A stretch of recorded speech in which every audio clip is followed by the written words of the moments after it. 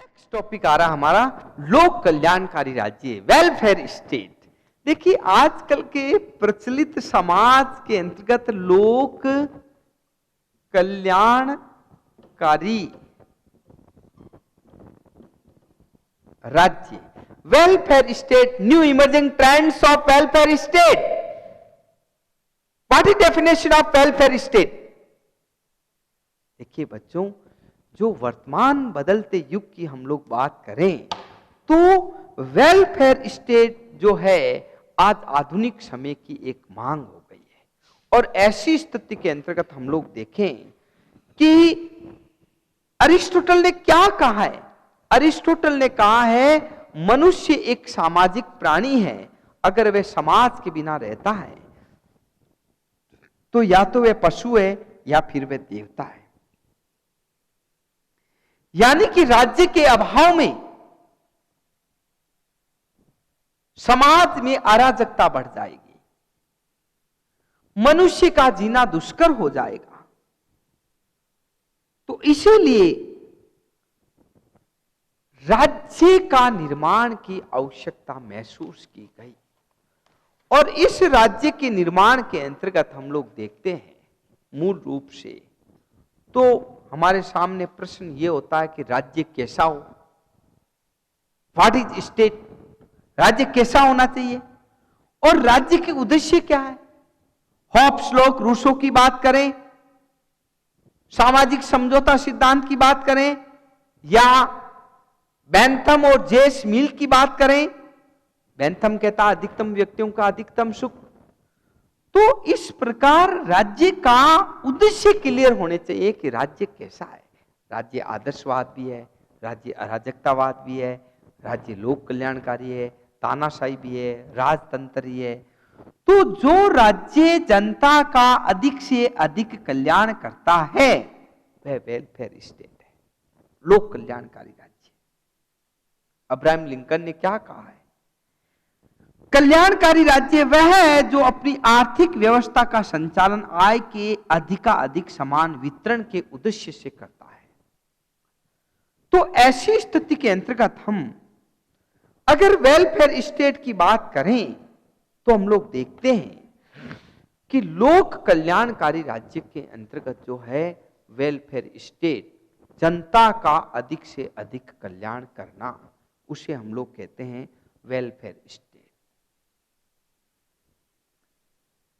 लोक कल्याणकारी राज्य की अवधारणा जिसमें आर्थिक विषमता का और अंत, लोगों को रोटी, कपड़ा, मकान उपलब्ध और अधिक से अधिक लोगों को जो है साधन, सुख, सुविधाएं, उनका विकास करने के ऊपर बल दिया जाता है, उसे हम कहते हैं वेलफेयर स्टेट। अब आता लोक कल्याणकारी कार्य क्या है। फिर अगर वो वेलफेयर स्टेट है तो क्या क्या कार्य करता है। नंबर 1 आता बाहरी आक्रमणों से रक्षा, देश की जनता के हितों की रक्षा और सुरक्षा कवच के रूप में राज्य कार्य करता है। तो बाहरी आक्रमणों से जो रक्षा की जाती है वो वेलफेयर स्टेट के द्वारा की जाती है। यानी कि जब भी राष्ट्र के ऊपर कोई आक्रमण होगा, राष्ट्र के ऊपर कोई भी संकट आएगा तो वेलफेयर स्टेट यानी कि जो राज्य है वो जनता की सुरक्षा प्रदान करेगा। नंबर 2 आता है आंतरिक शांति व्यवस्था। आंतरिक शांति गृह व्यवस्था, जो समाज के अंतर्गत, जो राज्य के अंतर्गत जो आंतरिक व्यवस्था है वो मूल रूप से शांति के लिए, एक जनता का कल्याण करने के लिए अधिक से अधिक जनता के हितों की पूर्ति करती है। तो ऐसी स्थिति के अंतर्गत हम लोग देखते हैं आंतरिक शांति व्यवस्था को बनाए रखना भी मूल रूप से राज्य का प्रमुख कार्य है। न्याय व्यवस्था, न्याय व्यवस्था से तात्पर्य है कि किसी भी स्वतंत्र और सभ्य समाज का विकास उस देश की स्वतंत्र न्यायपालिका पर निर्भर करता है। और जिस देश की निष्पक्ष न्यायपालिका होगी उस देश की जनता के व्यक्ति के व्यक्तित्व का विकास भी होगा। तो लोक कल्याणकारी राज्य से ये आपके उम्मीद की जाती है, लोक कल्याणकारी राज्य से ही आशा की जाती है कि न्याय व्यवस्था ऐसी एकीकृत होनी चाहिए जिसके अंतर्गत प्रत्येक व्यक्ति अपने न्याय का पाने के लिए भागीदार बने, हकदार बने और उसका विकास हो सके। नेक्स्ट आता सार्वजनिक शिक्षा। सार्वजनिक शिक्षा से तात्पर्य यह है कि लोक कल्याणकारी राज्य के अंतर्गत जो सार्वजनिक शिक्षा है वो आम जनता के लिए राज्य के द्वारा प्रदान की जानी चाहिए। राज्य ऐसी शिक्षण संस्था की व्यवस्था करें कि जनता का अधिक से अधिक कल्याण हो सके। तो ऐसी स्थिति के अंतर्गत जो सार्वजनिक शिक्षा है वो राज्य करे ताकि गरीब से गरीब जो व्यक्ति है वो शिक्षा प्राप्त कर सके। सार्वजनिक स्वास्थ्य, स्वास्थ्य है, हॉस्पिटल है, चिकित्सा है, दवाइयां है, मुख्यमंत्री योजना है, प्रधानमंत्री योजना है, ये राज्य के द्वारा ऐसी व्यवस्था करें ताकि प्रत्येक व्यक्ति अपने जो पीड़ा है उसका इलाज कर सके और वो कम खर्च के ऊपर, कम लागत के ऊपर उसका खर्चा हो। नेक्स्ट आता सार्वजनिक जो है उत्पादन वृद्धि पर बल। प्रोडक्शन, पब्लिक प्रोडक्शन ऐसा होना चाहिए सार्वजनिक उद्योगों के अंतर्गत जो आम जनता को सस्ती दर के ऊपर गवर्नमेंट के द्वारा सुविधाएं उपलब्ध कराएं और वो चीज भी उपलब्ध कराएं। जैसे मैं आपको एक एग्जांपल देता हूं, आंगनबाड़ी केंद्र है या राशन की दुकानें हैं, उन पर बहुत ही कम मिनिमम चार्ज के ऊपर 2 रुपए किलो, 5 रुपए किलो, 3 रुपए किलो में गेहूं मिलते हैं। तो उत्पादन अगर मिलेगा अधिक तो वो जनता को सुविधाएं प्रदान करेगा और ऐसी स्थिति के अंतर्गत हम लोग देखते हैं उत्पादन के साधनों के ऊपर भी बल दिया जाता है। नेक्स्ट आता मनोरंजन का प्रबंध करना। और मनोरंजन के प्रबंध से तात्पर्य यह है कि सरकार के द्वारा ऐसी अनेक व्यवस्थाओं का निर्माण किया जाना चाहिए, व्यवस्थाओं का निर्माण किया जाना चाहिए जो मनोरंजन साधन उपलब्ध कराएं।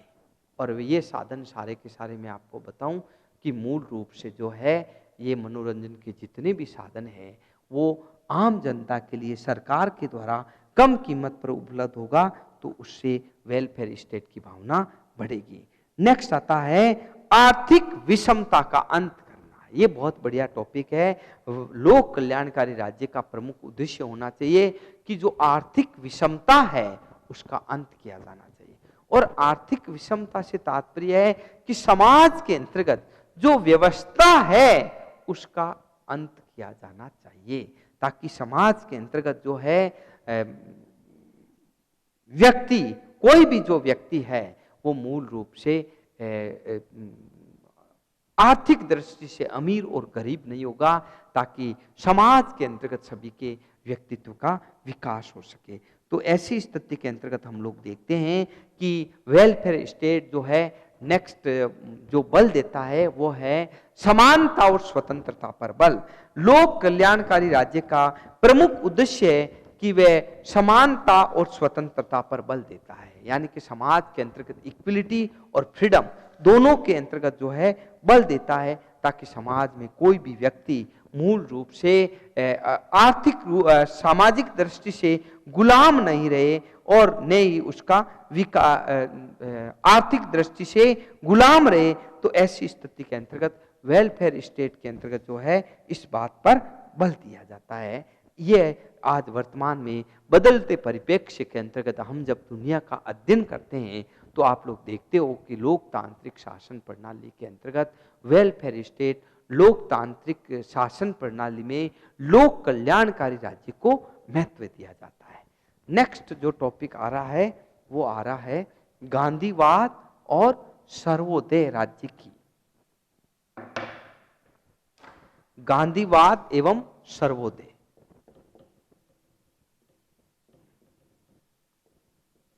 गांधीवाद एवं सर्वोदय। सर्वोदय क्या है और गांधीवाद क्या है, हम इसका अगर अपन अध्ययन करें तो आप लोग देखेंगे कि गांधीवाद और सर्वोदय की जो विचारधारा है वो मूल रूप से कहां से आई और ये इसकी स्थापना कैसे हुई। देखिए, गांधीवादी विचारधारा का अगर अपन अध्ययन करें तो आप लोगों को मैं बताऊं गांधीवाद के बारे में।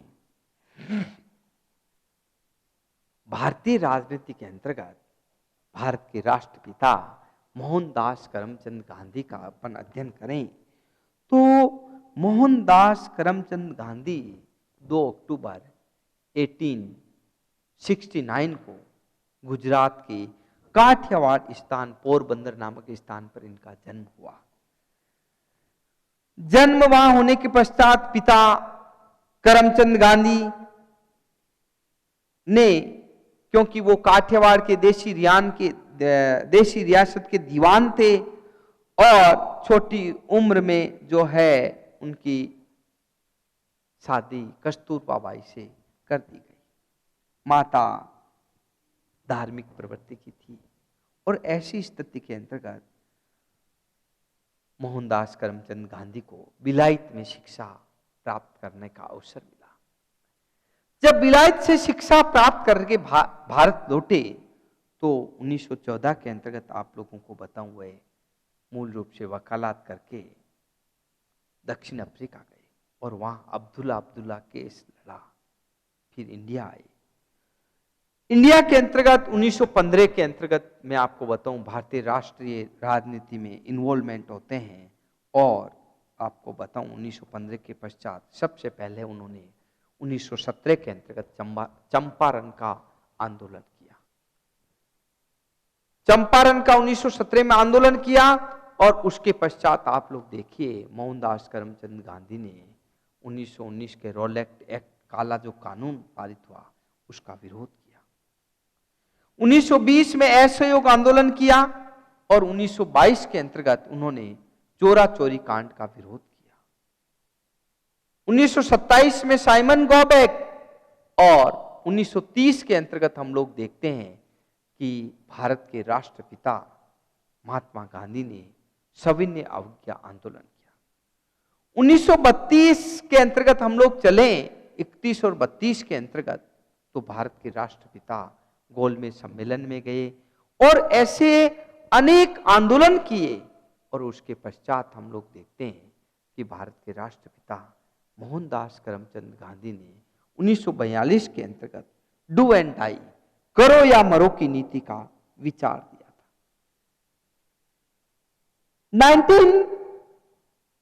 1947 तक जब तक देश को आजादी मिली तब तक भारतीय राजनीति के अंतर्गत मोहनदास करमचंद गांधी एक सक्रिय राजनीतिज्ञ और संत के रूप में कार्य करने लगे।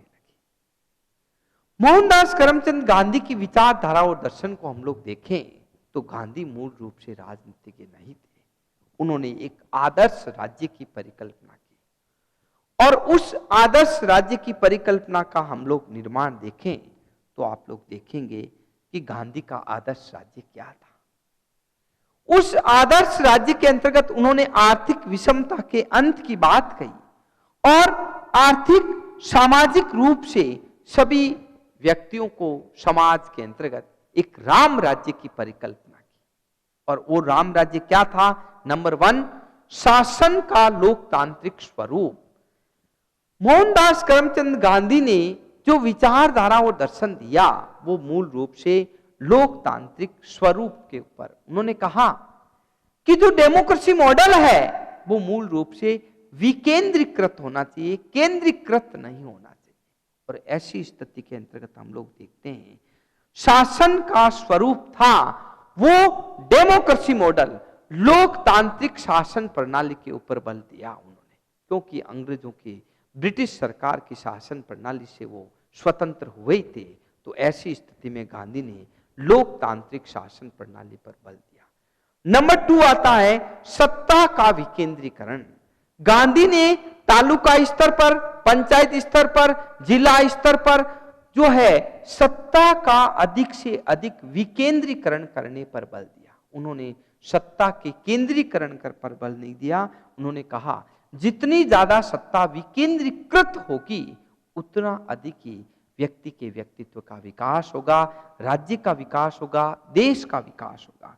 नंबर 3, आर्थिक क्षेत्र में विकेंद्रीकरण। गांधी का मानना था कि हमें आर्थिक विषमता का अंत करना है, आर्थिक साम्राज्य का अंत करना है, और इसे आर्थिक जो है समाज के अंतर्गत, आर्थिक क्षेत्र के अंतर्गत विषमता जो व्याप्त है उसका अंत किया जाना चाहिए। और इसके लिए उन्होंने ट्रस्टीशिप सिद्धांत को महत्व दिया। उन्होंने कहा जो आर्थिक व्यवस्था है वो ट्रस्ट के द्वारा संचालित होनी चाहिए। नेक्स्ट उन्होंने जो बल दिया, अहिंसात्मक समाज पर बल। गांधी अहिंसा सत्य के पुजारी थे। गांधी ने कभी भी हिंसा का सहारा नहीं लिया और कभी झूठ बोल करके कभी भी किसी चीज का फायदा नहीं उठाया।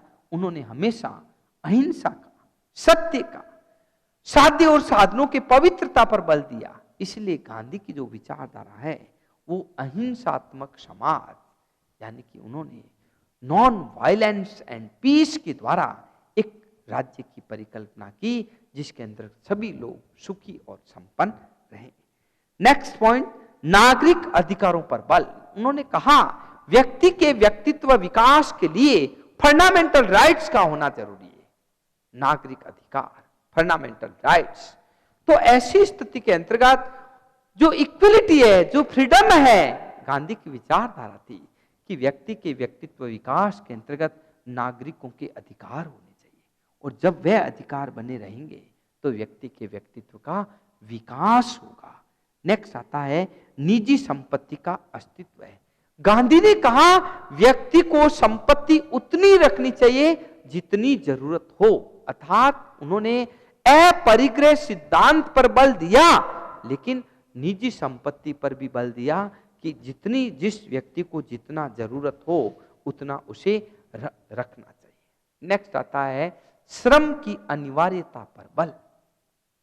बच्चों, मेरा श्रम की अनिवार्यता से यहां तात्पर्य है कि गांधी ने हमेशा लघु उद्योग और कुटीर उद्योगों के ऊपर बल दिया। गांधी का मानना था कि समाज के अंतर्गत जो लघु उद्योग है, जो कुटीर उद्योग है, जो स्वाध्याय है, प्रत्येक व्यक्ति को कुछ न कुछ अपना श्रम करना चाहिए। और ये श्रम से हम लोग, उन्होंने कहा कि भारत की आत्मा गांव में निवास करती है। अगर गांव सुखी संपन्न रहेंगे तो देश सुखी संपन्न रहेगा। और गांव के अंतर्गत उन्होंने कहा कि प्रत्येक व्यक्ति को अपना श्रम करना चाहिए। नेक्स्ट आता है वर्ण व्यवस्था। गांधी ने कहा ब्राह्मण, क्षत्रिय, वैश्य और शूद्र 4 वर्ण है, और ये 4 वर्ण प्राचीन काल से चले आ रहे हैं। तो उन्होंने उसे स्वीकार किया गांधी ने, और उन्होंने कहा कि सभी वर्गों को अपने अपने कार्य करते रहना चाहिए, लेकिन उन्होंने कर्म पर बल दिया। उन्होंने कहा व्यक्ति कर्म से महान बनता है, वर्ण से महान नहीं बनता है। नेक्स्ट आता है अस्पृश्यता का अंत। उन्होंने छुआछूत की प्रणाली पर बहुत अधिक प्रहार किया, और उन्होंने कहा जो हरिजन है, हरिजन नाम की उन्होंने एक पत्र पत्रिका भी निकाली, वो तो हरि के भक्त हैं। और इसीलिए आप लोग जो है ऐसी स्थिति में हम लोग देखते हैं कि जो वह अस्पृश्यता है, छुआछूत है, इसका अंत किया जाना चाहिए। नेक्स्ट आता है गोवध का निषेध। उन्होंने गाय को अपनी मां माना और गोवध निषेध किया। उन्होंने कहा गाय की कहीं पर भी हत्या नहीं होनी चाहिए, और इसीलिए उन्होंने गोवध का निषेध किया। नेक्स्ट आता है उन्होंने लोक कल्याणकारी राज्य पर बल।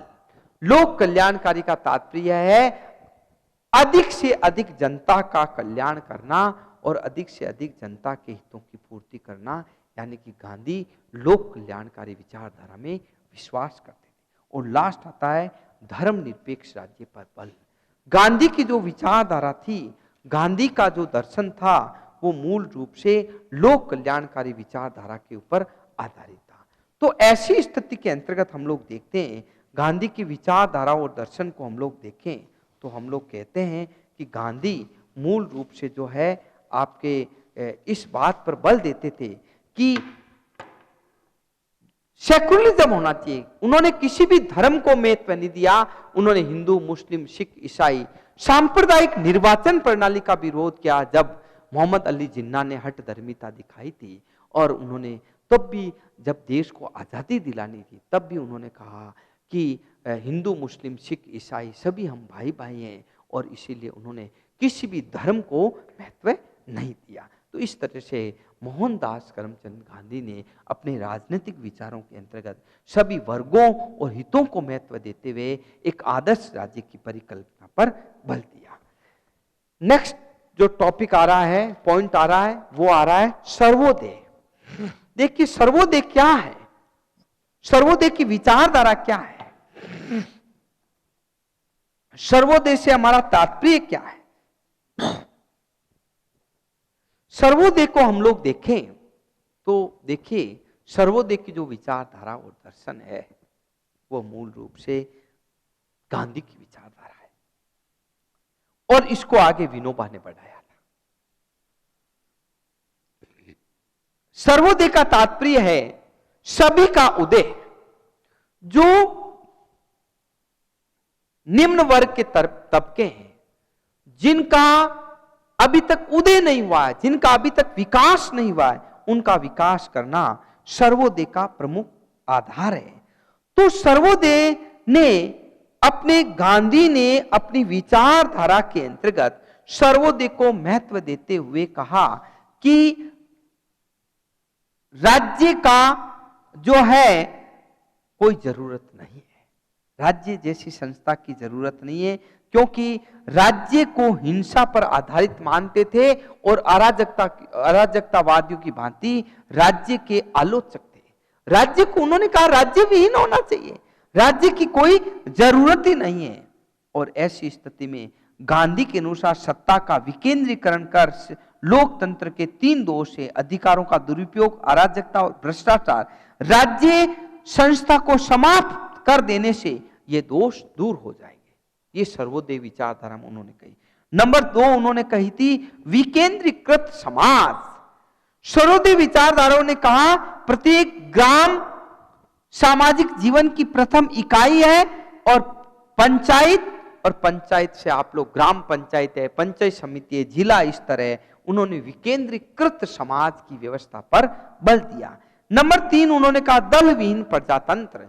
जो प्रजातंत्र है, जयप्रकाश नारायण को हम लोग देखते हैं, आप विनोबा जी को देखते हैं, तो उन्होंने क्या कहा कि समाज के अंतर्गत जो है वोटों के नाम पर, निर्वाचन के नाम पर, दल के नाम पर जो है लाखों करोड़ों रुपए का भ्रष्टाचार किया जाता है, अतः समाज में दल की जरूरत नहीं है। और लास्ट जो उन्होंने टॉपिक बताया था वो ये का आर्थिक और सामाजिक सिद्धांत, यानी कि सर्वोदय विचारधारा के अंतर्गत उन्होंने कहा आर्थिक और सामाजिक रूप से जो है समानता के ऊपर बल दिया जाना चाहिए, ताकि समाज के अंतर्गत एक मूल रूप से समाज के अंतर्गत सभी का विकास हो सके। तो ऐसी स्थिति में सर्वोदयवादी विचारधारा के अंतर्गत भी मूल रूप से समाज में सभी वर्गों, तबकों और हितों को महत्व दिया गया था। नेक्स्ट आता हमारे राजनीतिक विचारधाराएं, और राजनीतिक विचारधाराओं के अंतर्गत आप लोग देखिए अणुव्रत और अणुव्रत की रूपरेखा आचार्य महाप्र के। अणुव्रत, हम लोग अणुव्रत की बात कर रहे हैं। अणुव्रत का तात्पर्य क्या है और अणुव्रत का अर्थ क्या है?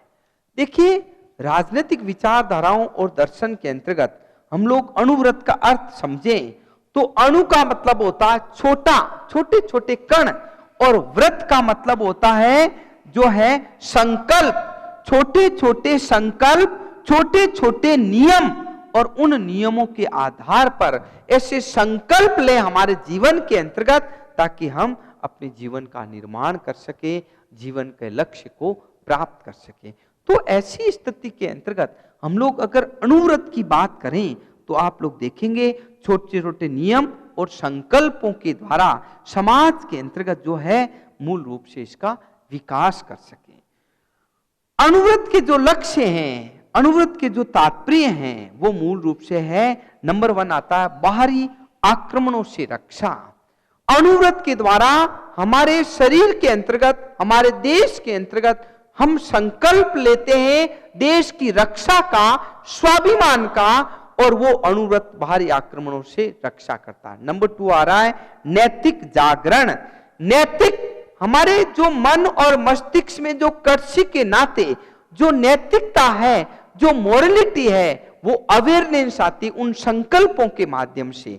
नंबर 3 आता है आत्मबल को बढ़ाना। आत्मबल का मतलब होता है कॉन्फिडेंस। जब हमने संकल्प ले लिया कि हम सिगरेट नहीं पिएंगे, हम बीड़ी नहीं पिएंगे, हम शराब की बोतल नहीं पिएंगे, तो उसमें क्या हुआ, एक कॉन्फिडेंस जागृत होगा और उस संकल्प के प्रति हम हमेशा सचेत रहेंगे, जागरूक रहेंगे, तो अणुव्रत के द्वारा आत्मबल को बढ़ावा मिलता है। नेक्स्ट आता है चरित्र निर्माण। हम संकल्प लेते हैं कैरेक्टर बिल्डिंग का और चरित्र निर्माण। ऐसा कहा भी गया है कि व्यक्ति के अगर चरित्र का डिक्लाइन हो गया, पतन हो गया, तो उसके पास में कुछ नहीं होता है। मतलब और आप सब चीज अर्जित कर सकते हैं, लेकिन चरित्र का पुनः प्रतिष्ठित नहीं कर सकते। तो चरित्र का जो निर्माण होता है वो अणुव्रतों के माध्यम से होता है।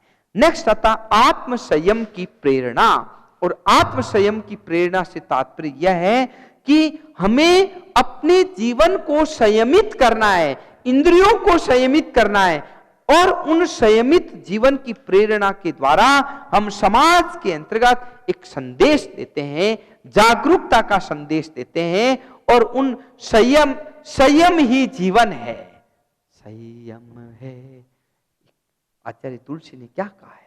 आचार्य तुलसी ने क्या इसके बारे में जो बात कही है कि नैतिकता की सुर सरिता में संयम ही मेरा जीवन है।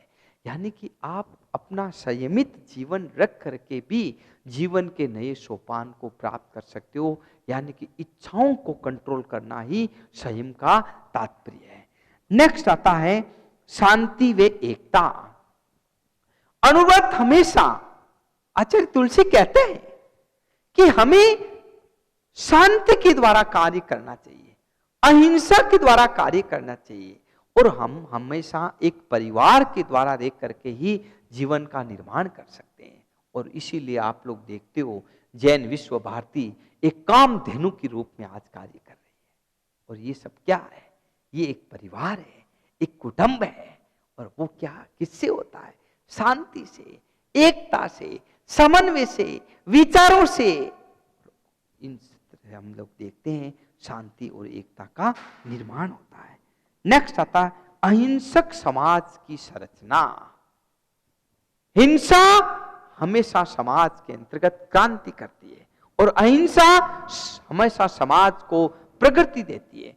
तो हम अहिंसक संरचना का निर्माण करें जिससे देश का विकास हो सके। नेक्स्ट आता है स्वस्थ लोकतांत्रिक मूल्यों का उत्थान। अणुव्रत के द्वारा ऐसे डेमोक्रेटिक मॉडल की स्थापना की जानी चाहिए जिससे स्वस्थ लोकतांत्रिक मूल्यों की स्थापना हो सके। और ऐसी स्थिति के अंतर्गत हम लोग देखते हैं। और नेक्स्ट आता है सामाजिक कुरीतियों का अंत, नशा मुक्ति का अंत, पर्यावरण की जागरूकता, छुआछूत का अंत।